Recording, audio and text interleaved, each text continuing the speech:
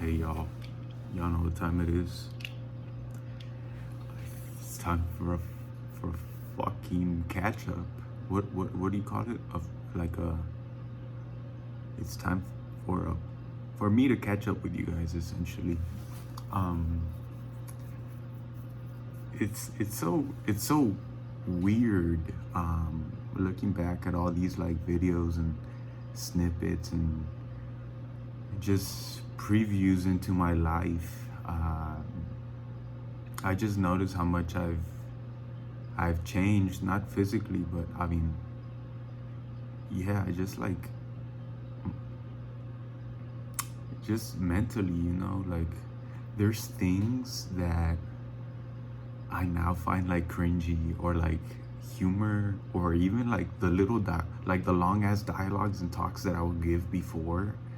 They just feel like, oh, woe is me, look at me, I'm like the dramatic 20-year-old, oh, like, whatever, bro, no one gives a shit. You know what I mean? Like, it's it's not it's not that deep, to put it simply. And I get it, like emotions are valid and all that, and I'm not saying they weren't at the time, but there's there's an element of cringiness when you decide to go on camera and you want to talk about yourself as if you're the most important thing in the world when you're not. The whole concept of me having a YouTube, yes, it is to publicize myself and what I think and what I view, but it's I don't know. It's just, I don't know. I find it, the content, kind of cringe sometimes, but I'm my own worst critic. Um, yeah, what am I doing up at 6 in the morning? So I stayed up, awake the whole night, and I've just been studying for my 3600 class that I take exam for in 4 hours. It's at Discovery Park. I think I did a tour on that like a couple months back. Yeah, what has changed? So I managed to land an internship at Dell this coming summer 2022, and I'm happy, man. Like I'm so blessed, for sure. I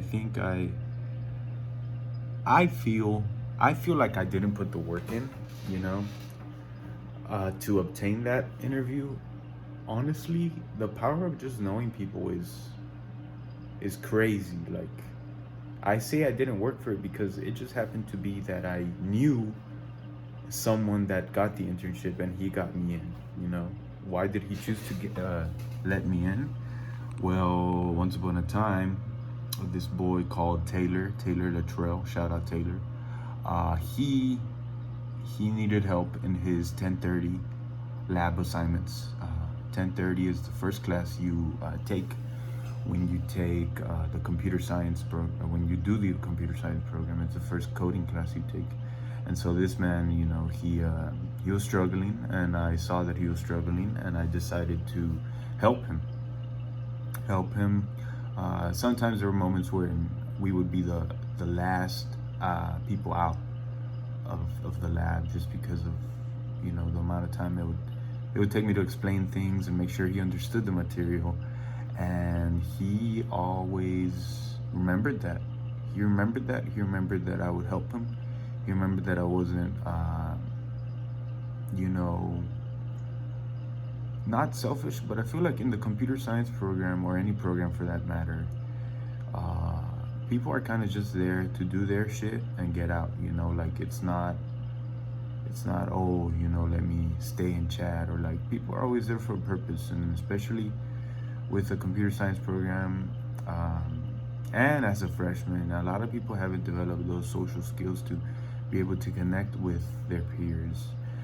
That usually comes in your later upperclassmen years, because that's when juniors The seniors start to want to network because of possible job opportunities. And you know the degree program also emphasizes collaboration on assignments at that point, through software engineering projects, stuff like that.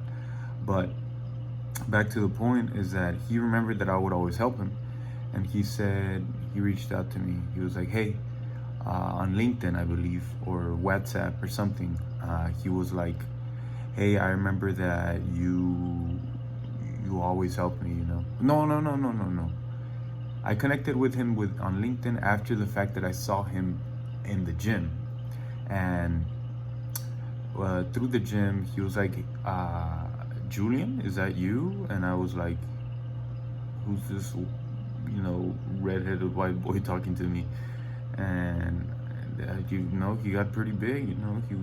He's been hitting the gym, and he just seems so different. So I was like, Taylor, it's you, bro. And I was like, "Taylor, what's up, man? Like, how you been? What's going on?" It had been like a year, because at this point, COVID.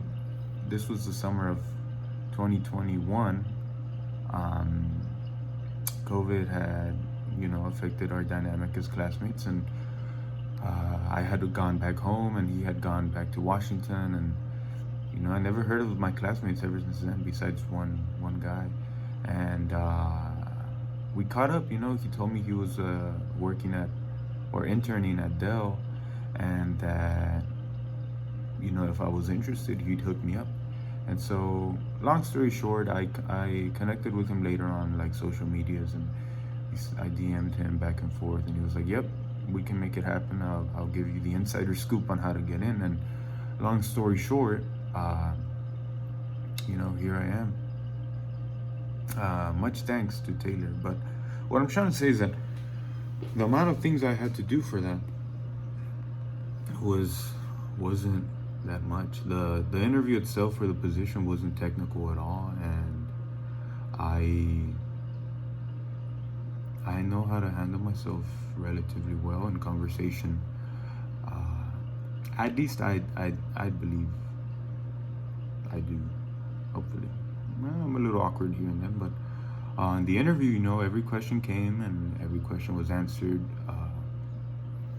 in a way that sounded like a story. It didn't sound like a rigid answer that is not personalized to me. And I think that's what stands out the most in any interview, is if you're able to take the question and answer it in such a way that only you would be able to answer it. It's not really trying to be original, but adding yourself into the question, adding your personality into it, rather than putting on this facade that you're the cliche interviewee that answers professionally and data or whatever. And through my management, I was able to acquire the certain skills that I was trying to promote diversity and inclusion in the workplace, or whatever the fuck.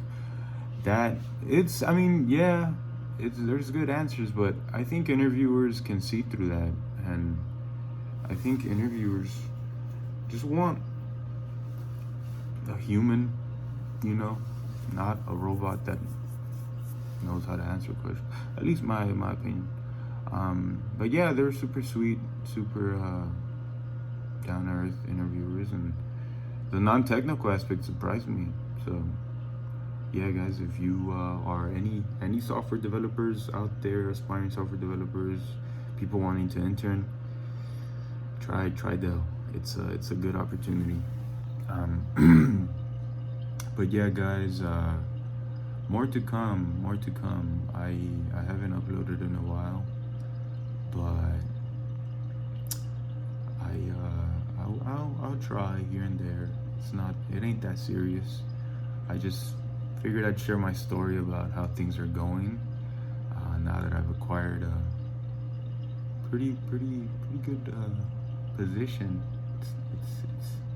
It's gonna be nice. It's remote. You know what I'm saying? Like, I'll talk about money, fuck it, 30 bucks an hour. Um,